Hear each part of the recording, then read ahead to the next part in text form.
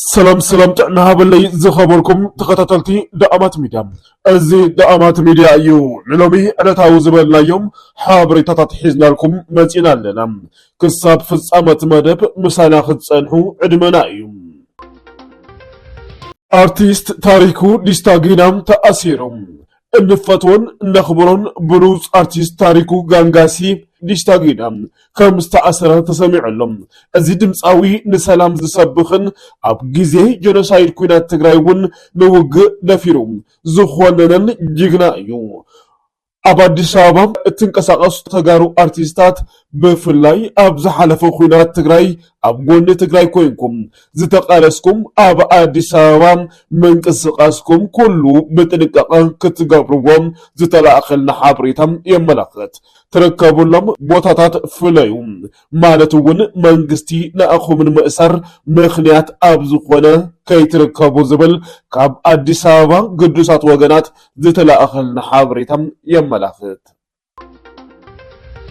ሰራዊት ኢትዮጵያ ብግልፂ ኣብ ልዕሊ ኤርትራ ኩናት ኣውጅሎም አዘዝቲ ሰራዊት ኢትዮጵያ ኣብ ምረቃ ሰራዊት ዘሕለፍዎ መልእኽቲ ኩሉ ንወደብ ባሕሪ ከዳሉ ፀዊዖም ኣለዉ ኣብቲ ስለ ስርዓት ምረቃ ድማ ኤርትራ ብፍሉይ ድማ ወደብ ዓሰብ ኣካል ኢትዮጵያ ምዃና ዘመላኽት ካርታ ኢትዮጵያ ንሰራዊቶም ንህዝቢ ዕላው ገይሮም ኣለዉ ካብ ኤርትራውያን እዚ ሓያል ተቃውሞ እናቀረበሉ ዝርከብ ኮይኑ ጉዳይ በሪ ባሕሪ ግን ብመራሕቲ ኢትዮጵያ ደፊኢት ይግበረሉ ከም ዘሎን ኣብ ቀረባ ድማ ናብ ኩናት ምእታው ዘይተርፍ ምዃኑ ብግልፂ ዘመላኽተ እዩ ተባሂሉሎም ብኻልእ ዜና ህዝብን ምምሕዳርን ዞባ ደቡብ ምብራቅ ካብ ህዝቢ እታ ዞባ ዝተውፃፅኡ ንመውዓሊ በዓል ልደት ዝውዕሉ 65 ኣብዑር ንሰራዊት ትግራይ ግንባር ደቡብ ኣበርኪቶሎም እዚ ዝተገለጸ ኣብ ወረዳ ሰሓርቲ ካብ ዝርከባ 12 ጣብያታትን ነበርቲ ህዝብን ሲቪል ሰርቫንት ሰራሕተኛታት እታ ወረዳ ዝተውፃፅኡ 13 ኣብዑር ሓዊሱ ብሓፈሻ ብዞባ ደቡብ ብርኪ ድማ 65 ኣብዑር ንበዓል ልደት መውዓሊ ዝኸውን ርክክብ ኣብ ዝተፈፀመሉ እዩ ኣብቲ ስነ ስርዓት ርክክብ ተረኺቦም መልእኽቲ ዘመሓላለፉ ኣመሓዳሪ ወረዳ ሰሓርቲ ኣይተ ኪሮስ ጥዑማይ ኣብ ትግራይ ተፈጢሩ ዝነበረ ፖለቲካዊ ቅልውላው ስዒቡ ጸላእቲ ኣብ መንጎ ህዝብን ካብ ኣብራኽ ህዝቢ ትግራይ ዝተፈጠረ ህዝባዊ ሰራዊትን ነቃዕ ክፍጠር ሓድነት ተጋሩ ክዘረግ ሰሪሖም እኳ እንተነበሩ ሳላ ውሉል ዓቕሚ ህዝቢ ነቲ ፀገም ብትዕግስትን ብልሓትን ከም ዝተሰገረ ሓቢሮም እቲ ሕዚ ዝፍፀም ዘሎ ሰናይ ተግባር ድማ ተሪፍዎ ዘይኮነስ ኣብ ጎኒ ሰራዊቱ ከም ዘሎ ንምግላጽ እዩ ክብሉ ድማ መልእኽቲ ኣመሓላሊፎም ኣለዉ ኣመሓዳሪ ዞባ ደቡብ ምብራቅ ትግራይ ኣይተ ከለለ ሓጋዚ ብወገኖም ህዝብን ምምሕዳርን ዞባ ደቡብ ምብራቅ ንሰራዊት መውዓሊ በዓል ልደት ዝውዕሉ ኣውዑር መሃቡ መርኣያ ሓልዮት ሓድነት ሰላምን ፍቅርን ሰራዊትና ምዃኑ ብተግባር ከም ዘመስከረ ብምግላጽ እዚ ሰናይ ተግባር ቀጻልነት ክህልዎ ድማ ፀዊዖም ኣለዉ አዛዚ ሰራዊት ግንባር ደቡብ ተጋዳላይ ዮሐንስ ወልደ ጊዮርጊስ ብወገኑ ህዝብን ምምሕዳርን ዞባ ደቡብ ምብራቅ ትግራይ ንሕና ደቅና ገዲፍና ኣይንበልዕን ብዝብል ካብታ ዘላትኩም ንደቅኹም ብምሃብኩምን ኣብ ጎኒ ደቅኹም ብምዃንኩም ብስም ሰራዊት ትግራይ የቀኒየልና ድሕሪ ምባሉ ንሕና እውን ኣብ ጎንኹም ኣለና ክብል ምስጋንኡ ገሊጹሎም መልእኽቲ ጀነራል ጀንመድድ ናባኹም ክነብሉ ኢና ከተከታተሉ ዕድመና እዩ ንሕና ሰራዊት ንሃንጽ ክንዋጋ ናይ ውግእ ድልየ ስለ ዘለና ይኮነ እዚ ዲስኩርና ይኮነ ፕሮፓጋንዳ ይኮነ ኣብ መሬት ዝግለጽ ሓቂ ካፍቶም ኣቅድሚት ኮይኖም ኩሉ ዋጋ ዝኸፈሉ ወረዳታት ከባብታት ሓደ ግጀት ዘጥፍእ ዘውድም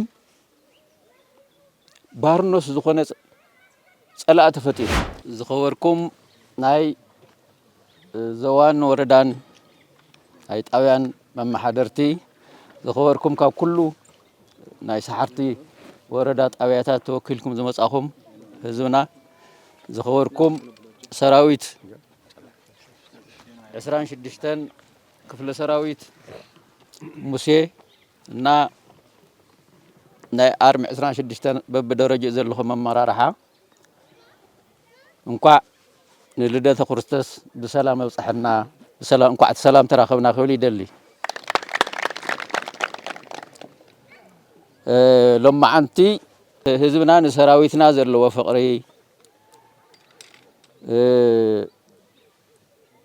ናይ ህዝብና መኸታ ናይ ህዝብና እቲ ዝበልሐ ናይ ህዝብና ድሕንነት ንምርግጋጽ ካብ ህዝቢ ተወጻጺኡ ተዓጢቑ ኣብ ቅድሚት ተሰሊፉ ህልውና ህዝቢ ትግራይ ንምርግጋጽ ዋጋ ዝኸፍል ዘሎ ናይ ህዝብና ውጽኢት ዝኾነ ሰራዊት ፍቕርና ክንገልጽ ኣለና ኣብ ጎኑ ምዃንና ክንገልጽ ኣለና ብቐጻሊ ሰራዊትና ክነጠናኽር ኣለና ሰራዊትና ናይ ኩሉ ድሕንነትና ዋና ዋልታ እዩ ኢልኩም እዚ ሰናይ ተግባር ንኽትገብሩ ክኢልኩም ኣብ ቅድሚ ሰራዊትን ኣብ ቅድሚ ዝተፈላለዩ ናይ ሰራዊት ኣመራርሓን እዚ ኩሉ እናጠመኹም እናተሸገርኩም እዚ ኩሉ መከራ እናሃለወ ግን ንሰራዊት ካብ ዘለኩም ፍቕርን ንሰራዊት ካብ ዘለኩም ክብርን እዚ ተበርክትዎ ዘለኹም ነገር ዓብዪ ነገር ካብ ዝብላዕ ዝስተ ንላዕሊ ናይ ህዝብናን ናይ ሰራዊትናን ርክብ ናይ ህዝብናን ናይ ሰራዊትናን ቀጻሊ ራእይ ቀጻሊ ከም ህዝቢ ከመይ ሓደ ኮይና ንቀጸልቲ ዝገጥሙና መከራታትን ሽግራትን ንፈትሕን ንምክትን ዝብል ውሽጣዊ ሞራልን ውሽጣዊ ምትሕብባርን ውሽጣዊ ሓድነትን ዘረጋግጥ ስለ ዝኾነ በዚ ደረጃ እዚ ዝነበረና ሽግር እናፈታሕና ናብዚ ንምብጻሕና ከዓ ዓብዪ ተስፋ ኢድና እንኳዕ ደስ በለና ክብል ይደሊ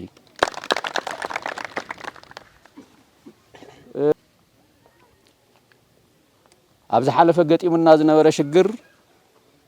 ኩሉ ነገር ተሓዋዊሱ ጸላእትና ብላዕሊ መጽየምና ብመንግስትና መጽየምና ብምምሕዳርና መጽየምና ብኩሎም ዓቕምታትና ካብ ላዕሊ ንታሕቲ ከጥፍኡና ኣብ ላዕሊ ከፍ ኢሎም እዚ ኩሉ መከራ ክንረክብ ጽዒሮም ህዝቢ ግን ተቃሊሱ መጀመርያ ህዝቢ መጨረሻው ህዝቢ ስዒሩ ናበይ ከም ዝኸዱ እዞም ከምዚ ገይሮም ኣብ ትሕቲ ጸላእቲ ኣንብርኪኾም ጨውዮም ክእቱና ደልዮም ዝነበሩ ሓይልታት ናበይ ከም ዝኸዱ ኩልኩም ትፈልጡ ኢኹም ኩሉ ግዜ ጸልማት ክወግሕ ከሎ ሰብ ናብ ስርሑ ኣብ ቤተ ክርስቲያኑ ናብ ናይ ሓባር ጉዳይ እዩ ዝወፍር ዝብኡ ከዓ ክወግሕ ከሎ ናብ ገረብ እዩ ዝኣቱ ስለዚ ተቃሊስኩም ሰብ ናብ ሰብ ክኸውን ጸላእትና ከዓ ናብ ጸላእትና ከኣቱ ጌርኩም እዚ ናይ ህዝብና ናይ ጠቕላላ ናይ ሰራዊትና ናይ ኩሉ ምትሕባር ዝተገበረ ቃልሲ ዝተፈጠረ ውጽኢት እዩ እና ዝደኸምኩሞ ዝጻዓርኩሞ ውጽኢት ይረክብ ውጽኢት የምጸሎ እንኳዕ ደስ በለኩም ክብል ስለ ዝደለኹ እየ ኩለን ጣብያታት አንጻር ሰራዊትና ክስለፋ ኩለን ጣብያታት ሰራዊትና ከሳድዳ ጽዒሮም እዮም ብዙሕ ሰሪሖም እዮም ኣብ ዝኸኣልዎ እውን ህዝብን ሰራዊትን ከጋጩ ብዙሕ መኪሮም እዮም እዚ ግን ህዝቢ መኪትዎ እዩ ሰራዊትና ብዙሕ ጸገማት ከም ዘለዎ ይፍለጥ ትግራይ ድኻ ስለ ዝኾነ ጥራሕ ይኮነን ብኹይናት ሰንሰን ዝበለት ጀኖሳይድ ዝተፈጸመላ ኩለን መሰረተ ልምዓት ዝተቃጸላ ናይ መንግስቲ መሰረተ ልምዓት ጥራሕ ዘይኮናስ ናይ ህዝቢ መሰረተ ልምዓት ዘይኮናስ ኩሉ ትግራዋይ ኣጥሪዎ ዝነበረ ኩሉ ትግራዋይ ወጢንዎ ዝነበረ ሃፍቲ ኩሉ ወድሚ እዩ ተቃጺሉ እዩ ጀኖሳይድ ተፈጺምዎ እዩ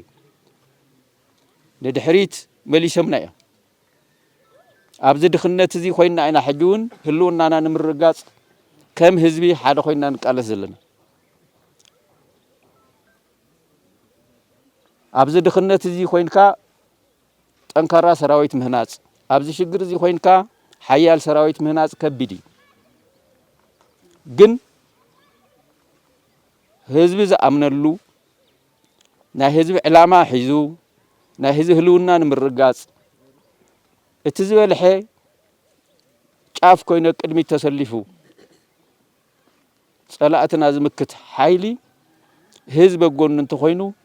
ዘሎ ናይ ህዝቢ ዓቕሚ ኩሉ ህዝቢ ከዓ ንህልውንኡ ንምርግጋጽ ስለ ዝጥቀመሉ ሰራዊት ንምህናጽ ይከኣል እዩ። ንሕና ሰራዊት ንሃንጽ ክንዋጋእ ናይ ውግእ ድልየ ስለ ዘለና ኣይኮነን ወይ ጸጊብና ኣይኮነን ክነፍንግጥ ስለ ዝደለና ኣይኮነን ጥፍኡ ስለ ዝብልና ዘለዎ እዚ ዲስኩርና ኣይኮነ ፕሮፓጋንዳ ኣይኮነ ኣብ መሬት ዝግለጽ ሓቂ ዝበልዕ ዘጥፍእ ዘውድም ባርኖስ ዝኾነ ጸላእ ተፈጢሩ ኣብዛ ዓዲ ንተጋሩ ጥራሕ ኣይኮነን በብ መልክዕና ኣብዛ ሃገር ዘሎ ህዝቢ ከመይ ከጥፍኦም የባልዕም ከም ዘሎ ንሪኦ ንሰምዖ ሓቂ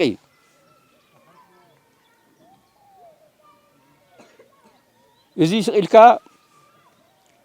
ዝኾነ በዓል ስልጣን ዝኾነ ፖለቲከኛ ወይ ዝኾነ ሰብ ዝዛረቦ ንስልጣን ኢሉ ወይ ንዝኾነ ሓይሊ ንምስብሳብ ኢሉ ዝዛረቦ ኣይኮነን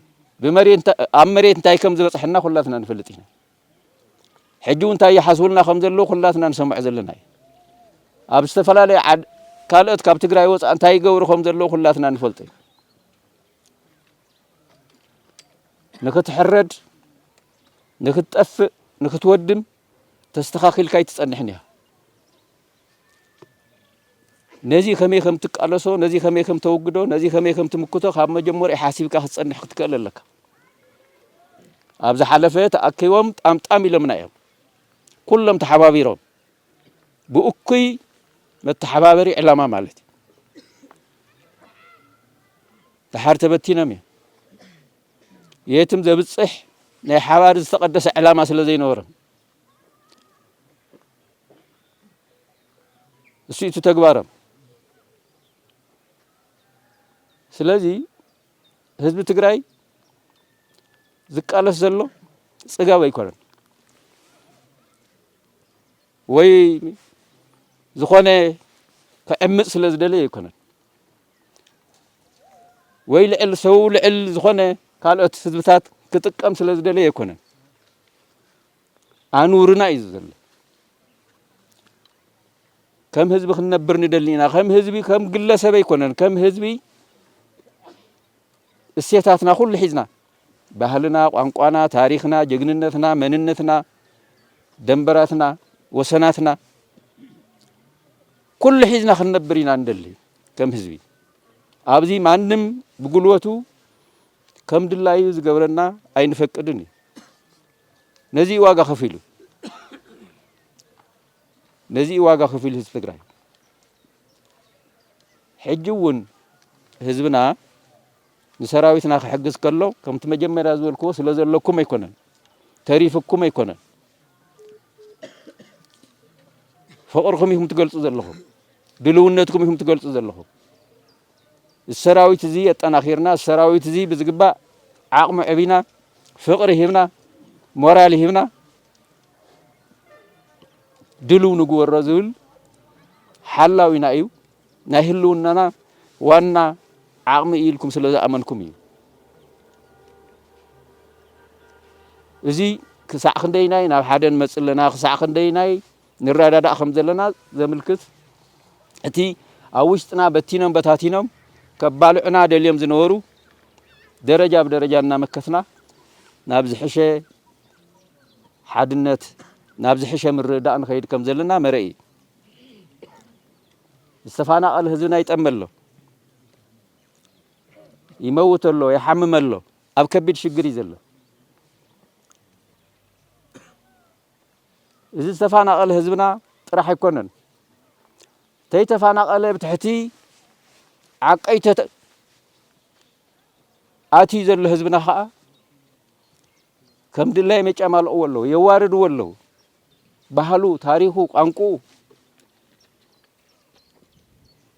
كم دلله ميجور أولو كاو حليفمون حجون يفناقل والله حجون يقتل والله كم زي زول هزب نهلو ناينا زي تكبار زي تقوروا ذلهم زي خفتح لكم يخم سراويت اللي نايو تتأناخر الله زي تجمع زي من تخفتحكم سراويتكم كله زجبر نجار تقوروا ذلهم إحنا هون قال كنا أتولكم يجبأ هزب تجراي خافولي زبلو زخونو وحدات اللي تات يكون نزشكر كروه زخونو وحدات اللي تات مزيوم سلطان حيزوم كم دلا يمصاوتو حزب يكون مسول زفلطي خور زفلطي زق علسيو حساب زلوي حقن سرعتن زفلط حزبي بحقن سرعتن كم حدر زدل حزبي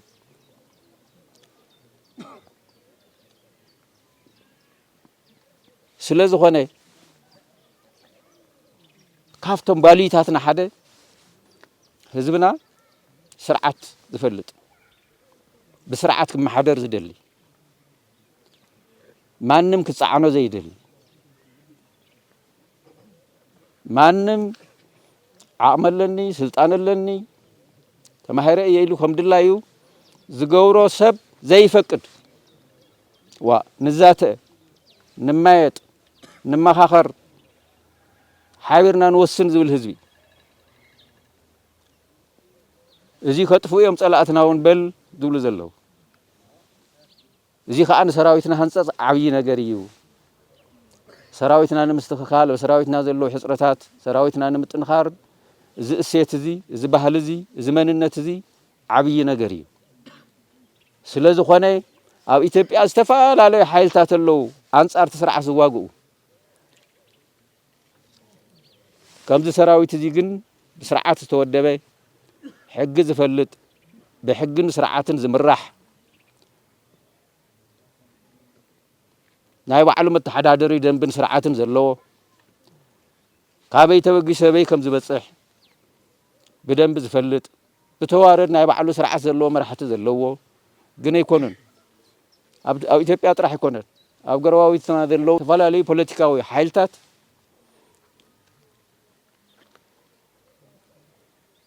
ካብዚ ተፈለይ እዚ ግን ካፍቲ ናይ ህዝብና እሴትን ካፍቲ ናይ ዕላማና ጽርየትን ካፍቲ ንደልዮ ንቅድሚት ክነሳኽዕ እንደል ዘለናን መበገስ ተገይሩ ዝተወደበ ሓይሊ ስለ ዝኾነ ልዕሊት ናይ መንግስቲ እየ ዝብል ሓይሊ ስርዓትን ሕግን ዝፈልጥ ብስርዓትን ሕግን ዝምራሕ ሰብኣውነት بدنب زرقاقص اب تግራይ ጥራሕ ዘይኮነስ ኣብቲ ባዕሎም ወንጀል ዝፍጽምሉ ዘሎ ዓድን ህዝብን ከይዱውን ልዕሊኦም መንነቱ ዘመስከረ ሰራዊት ይዘለን ሓቅን ምዝራ ልዕሊኦም ሰብኣውነቱ ዘረጋገጸ ናይ ሕጊ ስርዓት ዘሎ ሰራዊት ምዃኑ ዘረጋገጸ እዚ ምዃኑ አረጋግጪ ሽግራት ተልየሙን ደቀቅቲም ሓይርና ንፈትሖም እዮም ዝኾኑ ስለዚህ ከምቲ መጀመሪያ ዝወልክዎ ማዓት ተሸገረ ህዝብ ለና ዝጠሚ ማዓት ዘውድልል ፖለቲከኛ ካለና ዝዋቀጥነ ንዋዕሉ ተስቢ ፌስቡክ ተስቢ ቲክቶክ ተስቢ ዝተፈላልዩ ሚዲያታት قليب صلاة تصقيع قليب استفلا من قدي نتبع عدنا زل شجرس لبوليتيكاوي روحان طقمن كتقملو زدلي شجر تخصيتيلو زحزن زسمع زي كونس كم صبو أقاط أمني بوليتيكاوي كسبي عداقا شقط كوعلا زدلي اللي تلن دقنتو تناي تقراي بحلي كم تزول كخمي مسارته تهزبي مسارته تجباري هزبن تقلال لا قطر يكون كتمون تأمنك اللي تات بحجر جريلهم كنا أسم دليل يكون كنا عقم دليل يكون كن حدا هاجر حدا عدي عبي هفتون عبي عامن اللي تاتيه استمهاريهم ፖለቲካ ዝፈልጥዮም ፕሮግራም ከውጽ ዝኽእሉ استراتيجي نድፉ ዝኽእሉ እዮም ንምናእሲ ይኮንኩን ግን እዚኦም ህዝብ እንታይ ሓዙ ህዝብ ንጎኒ ገዲፈም ከም ኣብ ዝሓለፈ ጀሚሮም ዝነበሩ ስልጣን ሒዝና ኢሎም የትመ የብጽሕ ስለዚ እተብ ትግራይ ዘሎ ጸገምን ሽግርን የፖለቲካው ከስብን ረብሓን ሸቀጥን ዝጥቀምሉ ዝኽእሉ አካላት ኣለው ካብ ውሽጥና ካብ ተጋሩ ኮይኖም ፖለቲከኛታት ኢና ምሁራት ኢና ዝብሉ ናብ ልቦም ክምለሱ እዮም ኣብ ዝኾነ ግዜ እቶም ጠቕሊሎም ከም ተዓንቶ ዘልኩኹም ናብ ገረቦም ዝኸዱ ها خيدم يوم ግን ብዝተፈላለየ መንገዲ ኣዳናጊሮም ዝወሰድዎ ግን ይመጽለይ ክመጽእ ይኻ ውሕዳት እዮም ተምስተርፉ ውሕዳት እዮም ስለዚ ህዝቢ ወረዳ ሰሓርቲ ጠቕላላ ህዝቢ ዘዋ ደቡብ ምብራቕ ከም ዘዋ እቲ ጸላእትና ህዝብናን ሰራዊትናን ክረሓሓቅ ቃየም ኮነ ኢሎም ሰርሕዎ ኣስተኻኺሉ ሓድነትና ናብ ዝነበረ መሊሱ ሰራዊትና ኣብ ቅድሚት ኮይኑ ህልውና ህዝቢ ትግራይ ንምርግጋጽ ዋጋ ዝኸፍል ህዝብና ከዓ ደጀን ኮይኑ ናይ ሰራዊትና ጉለታትን ሽግራትን ሕጽረታትን ወቲፉ መሊኡ ደጀን ኮይኑ ብምግልጋል ሰራዊትናን ህዝብናን ሓደ ዝተዋሃደ ዓቕሚ ኮይኑ ዓቕሚ ትግራይ ንኽኸውን ዝገብሮ ዘሎ ጻዕሪ ካብ ዞባ ኣመራርሕኡ ጀሚሩ ወረዳ ይኹን ጣብያ ኩሉ ብስም ሰራዊት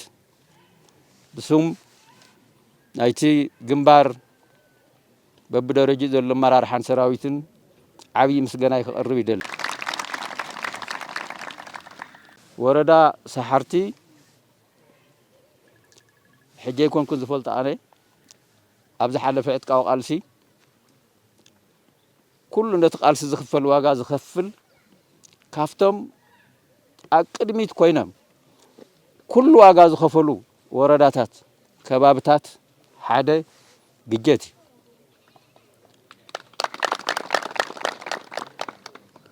بتكبر زنور كله استواجع كله بس حزب خوينا استمجوا كله استعنقل كله حزبي مراجع خوينو أنصار صلاتنا مراجع ذهبنا حزب خم حزبي توديبو نايت صلات من قصاص مسواتنا خفله اتتجادل لا يطرح زي كونست حزبي تعاطيقو توديبو مسواتنا خفله اغوننا خوينام تجادل تطرح زي كونس دق ግጀት ሲቪላት ወየንቲ ካድረታት ገባራት ምሳናና ተዋጉ መስዋዕትና ከፈል ግጀት ዝፈልጥ እዚ ታይ ማለት ነቲ ናይ ህዝብ ትግራይ ህልውና ቀጻሊ ዕድላቱ እውን ሙዕሪኑ ኸውን እዚ ተቃላሳይ ህዝብ እዚ ማንም መጽ ይብልዕልዩ ከም ድላይ ህገብሮ ዘይፈቅድ ኩሉ ዝፈልጥ ህዝቢ ኣብዚ ሓለፈ ኮይናቱን ኣብዚ ከባቢ ዝተኸፈለ ዋጋ ኩላትና ንፈልጠይና ኣብዚ ከባቢ ክንደይ ህዝቢ ተረሽኑ ክንደይ ህዝቢ ተቀቲሉ ኣብዚ ወረዳ እዚ ክንደይ ንጽሃን ተቀቲሎም እዮም ግን ተቃሊስኩም ናብ ደረጃ እዚ በጽሕኩም ኣለኹ እዚ ጥራሕ ዘይኮነስ ኣብዚ ሓለፈ ግዜያዊ ምምሕዳር ካብ ላዕሊ ንታሕቲ ጨውዮም ናብ ጸላእትና ከርኩ ናብ ዝገበርዎ ጻዕሩን ኩሉ ዋጋ ከፊልኩም ኢኹም ስለዚ እዚ ንሰራዊትና ሞራል ጥራሕ ዘይኮነስ ክሳዕ ክንደይ ናይ ደጀና ዝጠንከረን ብደንብ ዝተወደበን ዝፈልጥን ናይ ነዊሕ ታሪኽ استعمق استأكبه عقم زلو ህዝቢ ከም ዘለና ዘረጋግጽ ስለዚ ካብ ኩለን ጣብያታት